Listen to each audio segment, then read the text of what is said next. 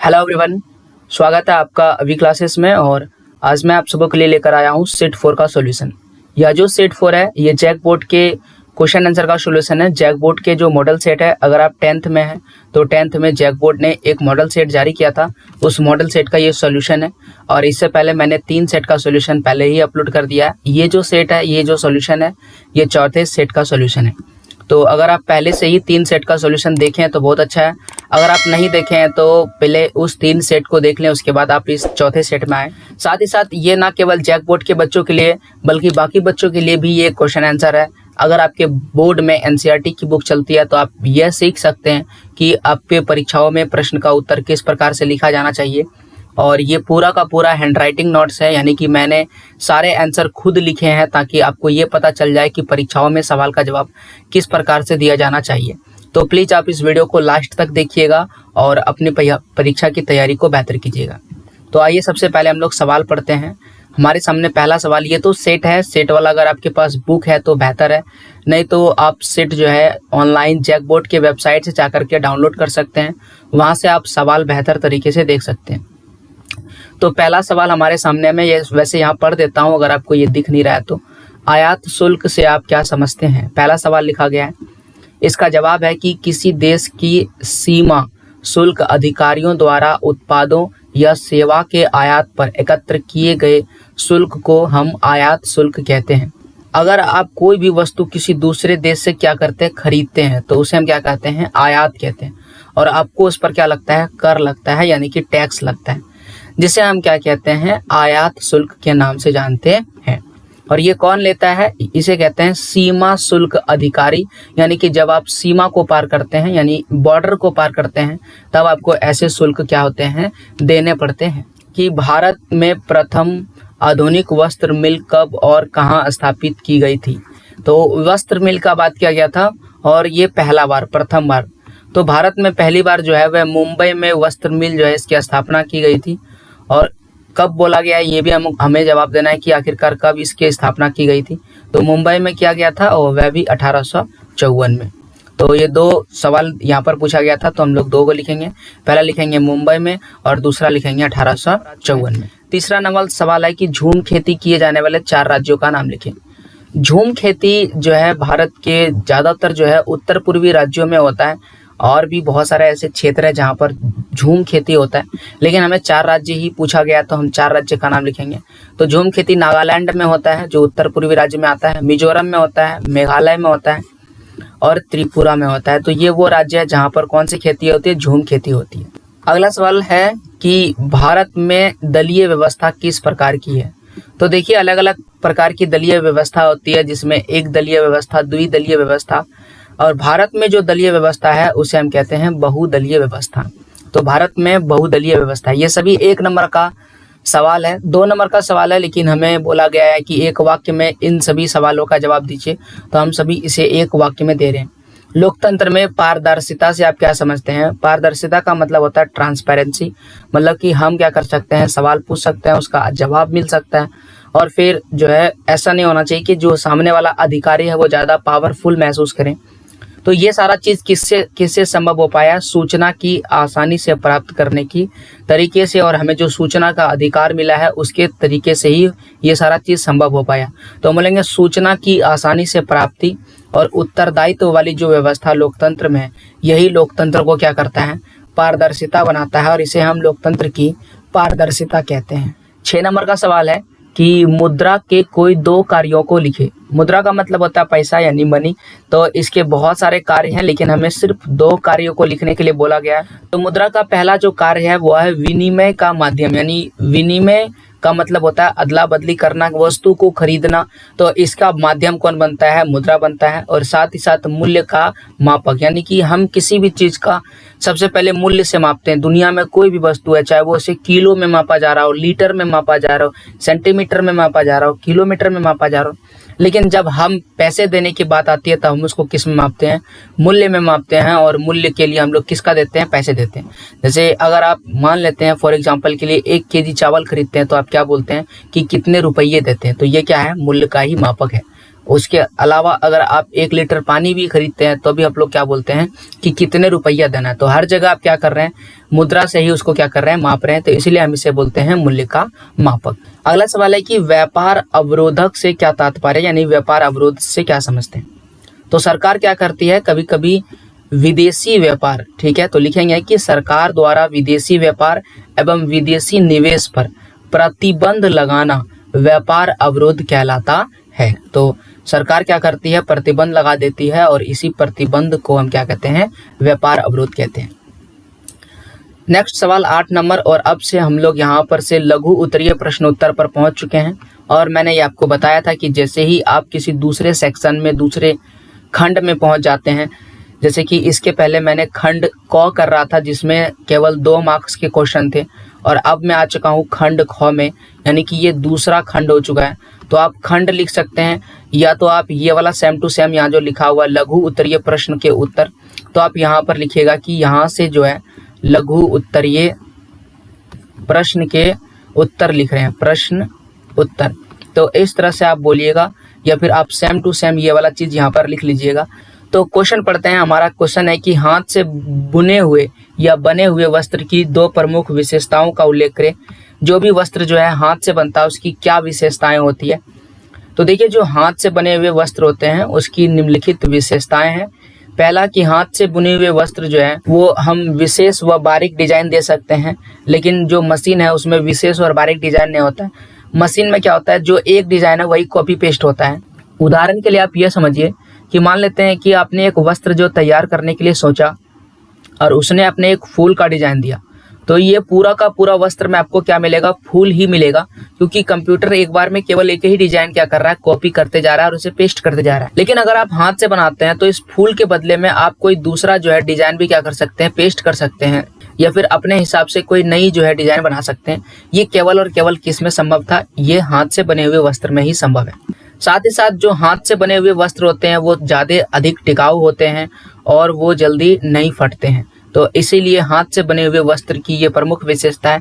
लेकिन आज हमारे पास एक नई टेक्नोलॉजी है और नई टेक्नोलॉजी की मदद से हम हाथ से भी कुछ बेहतर किस्म के वस्त्र का निर्माण कर सकते हैं। अगला सवाल पढ़ते हैं। 9 नंबर सवाल है कि ईस्ट इंडिया कंपनी ने भारत में बुनकरों पर निगरानी रखने के लिए गुमास्तों को नियुक्त किया था। संक्षेप में वर्णन करें। यानी कि हमें केवल और केवल गुमास्ता के विषय में बताना है कि आखिरकार गुमास्ता को क्यों नियुक्त किया। तो देखिए यहाँ पर देखते हैं गुमास्ता की नियुक्ति। गुमास्ता की नियुक्ति क्यों हुआ था। देखिए गुमास्ता है कौन। कपड़ा व्यापार जो चल रहा था, कपड़ा व्यापार पर एकाधिकार स्थापित करने के लिए और उसमें बिचौलिया जो होता है उसे समाप्त करने के लिए उन्होंने, जो ब्रिटिश कंपनी है, उन्होंने क्या कर दिया, गुमास्ता को नियुक्त किया। अब ये गुमास्ता कहता है कि समाप्त करने, और ये साथ साथ बुनकरों पर क्या कर रहा था, सीधा नियंत्रण भी स्थापित कर रहा था। सीधा नियंत्रण का मतलब ये हुआ, यानी जो गुमास्ता है उसे 2 काम दिया गया। सबसे पहले जो बिचौलिया है उसे क्या कर दिया जाएगा, समाप्त कर जाएगा, और उसका काम कौन करेंगे, गुमास्ता। और साथ ही साथ वे बुनकरों पर क्या करेंगे, नियंत्रण रखेंगे। अब नियंत्रण रखने के लिए अलग अलग तरीके अपनाए गए थे, पेशगी दिए गए थे, पहले ही पैसा दे देना, बाद में उससे सामान लेना।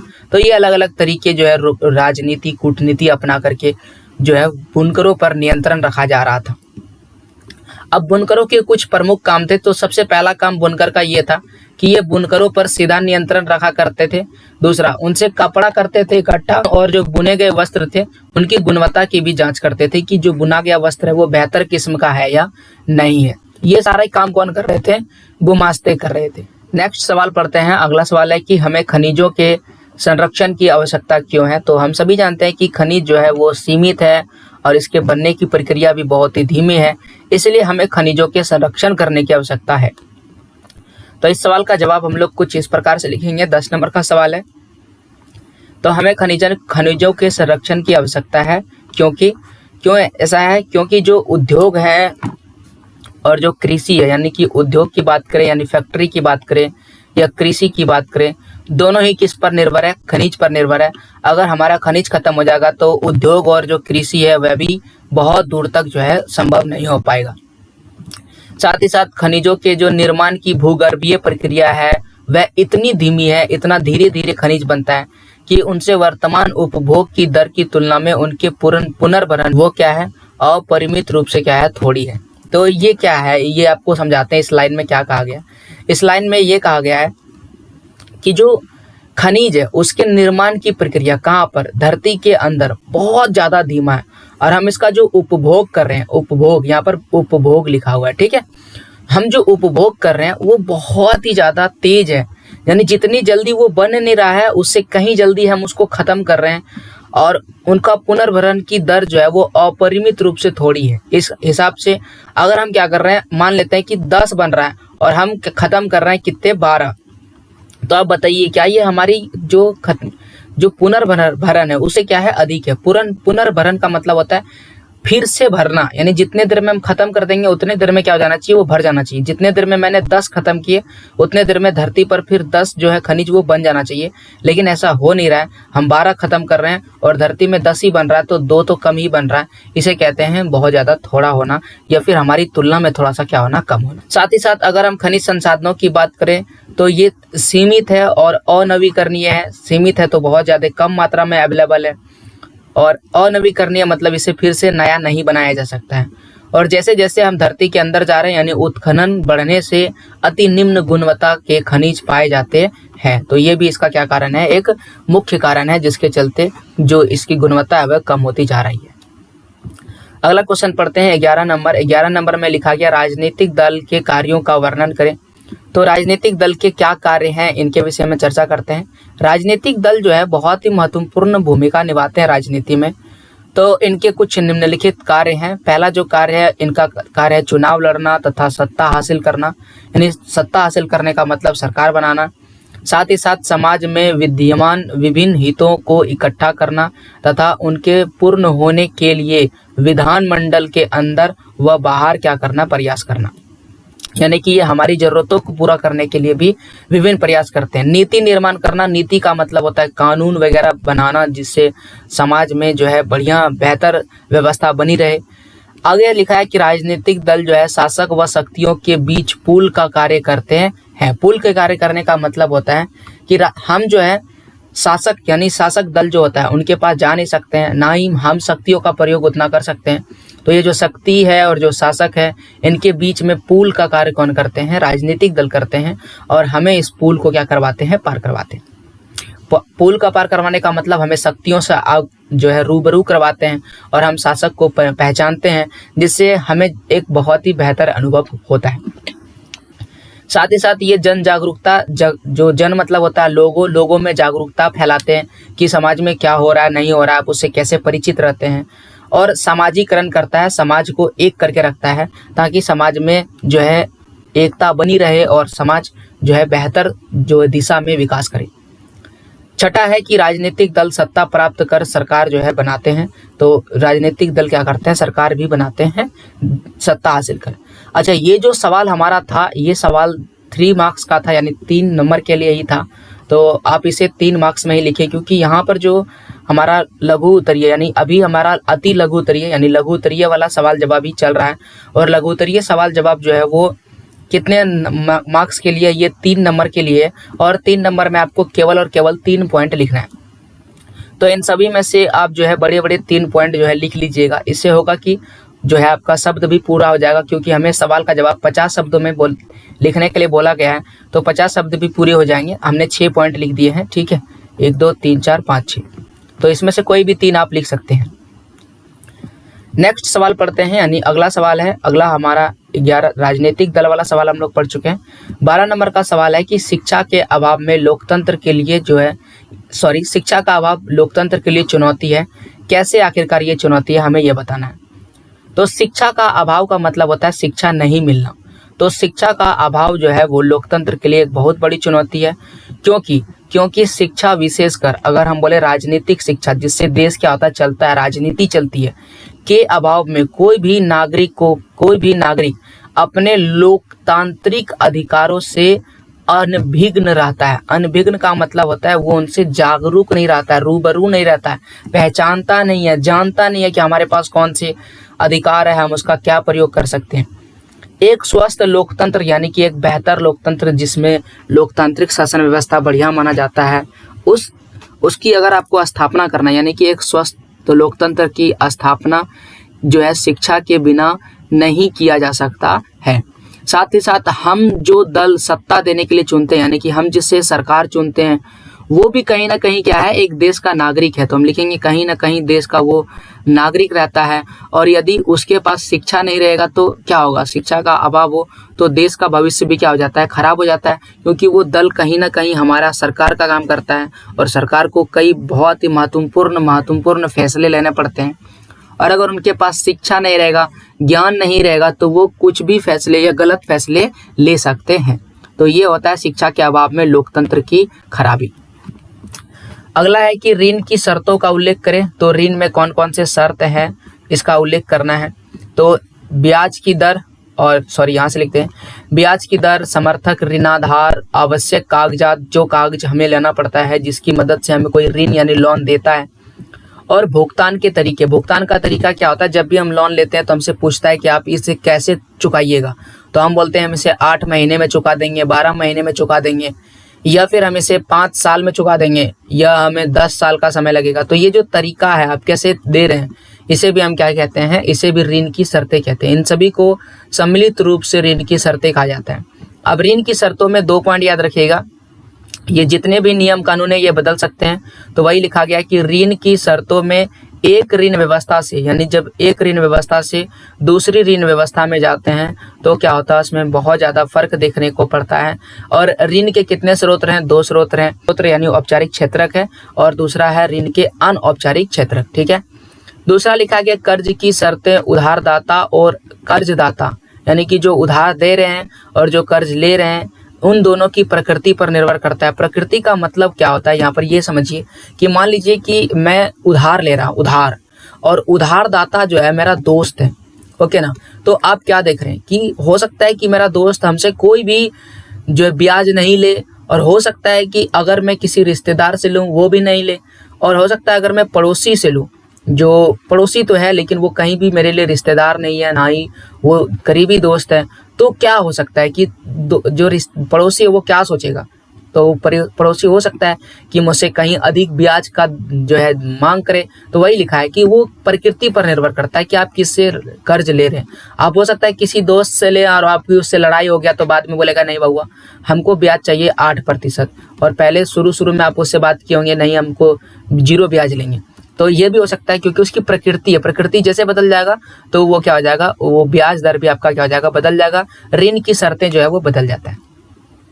विश्व व्यापार संगठन WTO के किन्हीं 2 उद्देश्यों को लिखें।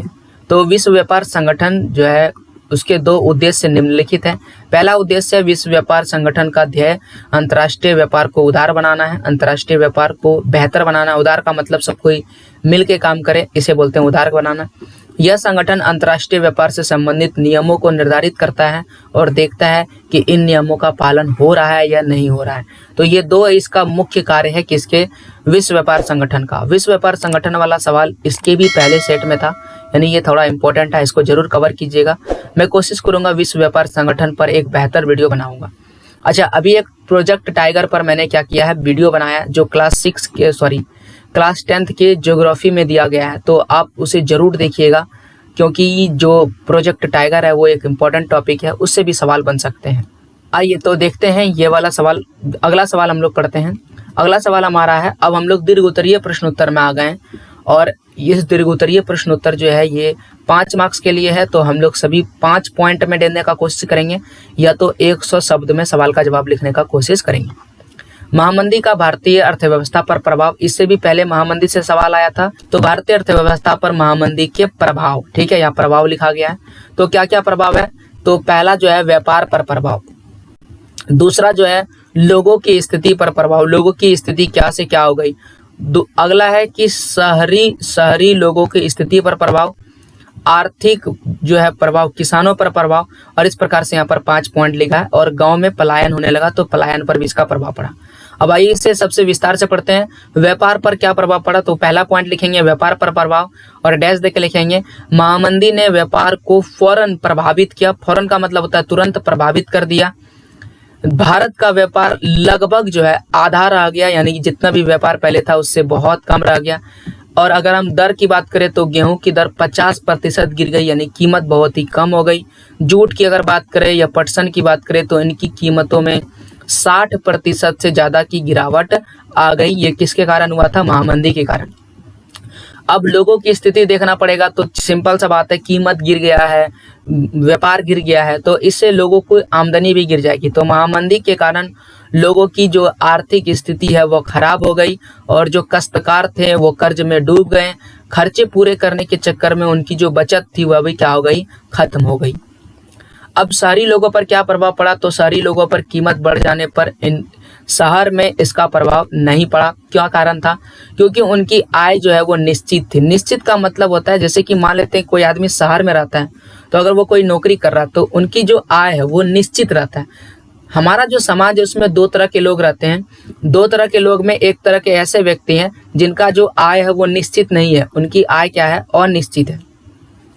अब अनिश्चित वाला व्यक्ति कौन है? जैसे कि हमारे आसपास के जो मजदूर है या मिस्त्री है या किसान है, इन सभी का जो आय है वो अनिश्चित है। कारण ये है कि मान लेते हैं कि एक मजदूर को आज काम मिला तो उसके जेब में 300 रुपये आ गए, लेकिन अगर उसे आज काम नहीं मिला तो उसे वो 300 रुपये नहीं मिलेंगे। तो बताइए, उनका जो आय है वो निश्चित है या अनिश्चित है? तो हम इसे कहते हैं अनिश्चित। जबकि जो शहरों में काम होते हैं, ज़्यादातर व्यक्ति जो होता है नौकरी करता है या किसी एक निश्चित किसी व्यापार से जुड़ा हुआ रहता है या किसी बड़े बड़े उद्योगों में काम करते हैं, जहाँ पर जो आय है वो बिल्कुल क्या होता है? निश्चित होता है। तो इसीलिए ज़्यादा शहरों में उतना असर देखने को नहीं पड़ा। अब देखते हैं किसानों पर क्या प्रभाव पड़ा। तो चूंकि पहले ही बता चुके हैं इनकी आय जो है अनिश्चित है, तो किसानों की बात करें या मजदूरों की बात करें तो आर्थिक मंदी का सबसे गहरा प्रभाव अगर कहीं पर पड़ा तो वो किस पर पड़ गया? किसानों पर, क्योंकि अनाज की कीमतें तुरंत गिर गई और जो किसान थे वो कर्ज लेकर के, लोन लेकर के उन्होंने अनाज उगाया था और उन्हें लगा था कि इस बार कीमत अगर हमें मिलेगा तो हम अपने पुराने कर्ज को चुका देंगे, लेकिन उन्हें कीमत नहीं मिला तो वो और ज़्यादा कर्ज में डूब गए। और बहुत सारे ऐसे किसान थे जिन्होंने मजबूरन गांव को छोड़ करके भाग गए, क्योंकि इतने कर्ज हो गए थे कि वो वहां पर नहीं रह सके, वह शहर आ गए या दूसरे जगह चले गए। इसे पलायन होने लगा, इसे हम पलायन कहते हैं, यानी गाँवों में पलायन होने लगा। पलायन का मतलब होता है जिस जगह पर आप रह रहे हैं उसको परमानेंटली छोड़ के दूसरे जगह चला जाना पलायन कहलाता है। तो 5 पॉइंट में मैंने इसका जवाब दे दिया। अगला सवाल हम लोग पढ़ते हैं कि एक तानाशाही शासन की तुलना में लोकतांत्रिक शासन जो है नागरिकों की गरिमा और आज़ादी बनी रहती। नागरिकों की गरिमा, यहाँ पर एक शब्द जो है स्कैन नहीं हो पाया, क्वेश्चन में लिखा गया है गरिमा और आज़ादी बनी रहती है। कैसे बनी रहती है? तो आइए हम लोग सवाल में इसका जवाब देते हैं, जवाब लिखते हैं कि तानाशाही शासन की तुलना में लोकतांत्रिक शासन में नागरिकों की गरिमा और आज़ादी जो है वो बनी रहती है। गरिमा है क्या? एक तरह की आप जो कर रहे हैं, वर्क कर रहे हैं, उसके बदले में आपको उतना ही इज्जत सम्मान मिलना चाहिए, उसे ही हम गरिमा कहते हैं। और आज़ादी तो हमें मिलता ही है। तो हम यहाँ पर लिखेंगे इसे निम्न रूप से देखा जा सकता है। पहला, लोकतंत्र जो है सम्मान एवं स्वतंत्रता की भावना को जन्म देती है, जबकि एक तानाशाह शासन में लोगों के सम्मान एवं स्वतंत्रता की भावना नहीं रहती है। तो तानाशाह में सम्मान का मतलब पहले तो उसमें बड़े अधिकारी का ही सम्मान किया जाता है तानाशाही शासन व्यवस्था में, जबकि लोकतंत्र में सबका समान रूप से सम्मान होता है। और यहाँ पर आपको स्वतंत्रता मिलता है, आपको आज़ादी मिलता है, धार्मिक स्वतंत्रता, शिक्षा का स्वतंत्रता और साथ ही साथ समानता का स्वतंत्रता, अलग अलग प्रकार की स्वतंत्रता, अभिव्यक्ति की स्वतंत्रता, प्रचार प्रसार की स्वतंत्रता, तो अलग अलग प्रकार की स्वतंत्रता आपको मिलती है, जबकि तानाशाही शासन में नहीं मिलता है।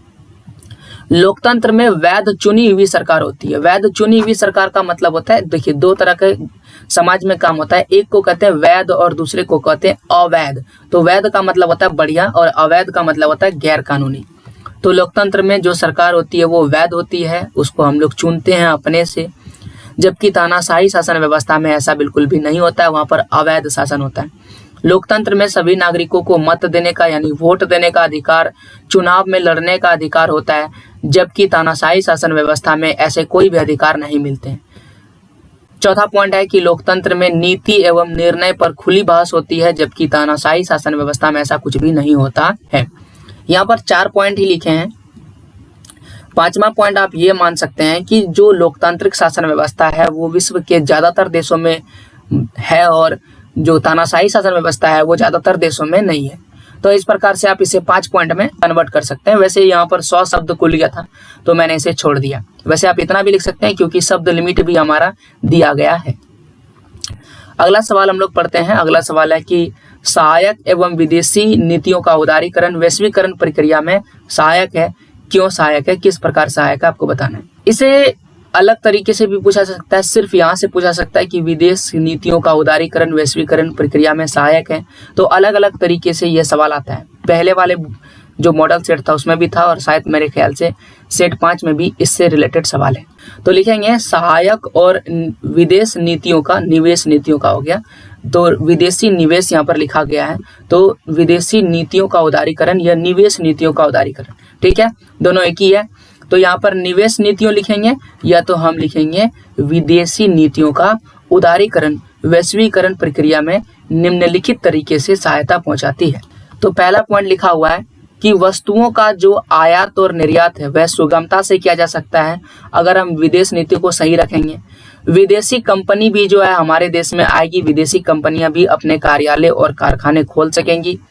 व्यापार के उदारीकरण से जो व्यवसायी होते हैं यानी कि जो बिजनेसमैन होते हैं, व्यवसायियों को मुफ्त रूप से निर्णय लेने की अनुमति मिल जाती है। यहाँ पर मुफ्त हो जाएगा, ठीक है, मुक्त रूप से तो मुक्त ही होगा, ठीक है, मुफ्त ब्लॉग है, यहाँ पर मुक्त। मुक्त का मतलब होता है आज़ाद। मुक्त का मतलब क्या होता है, आज़ाद होता है, ठीक है। तो आज़ाद यानी खुली तरह से वो कोई भी क्या कर सकते हैं, निर्णय ले सकते हैं।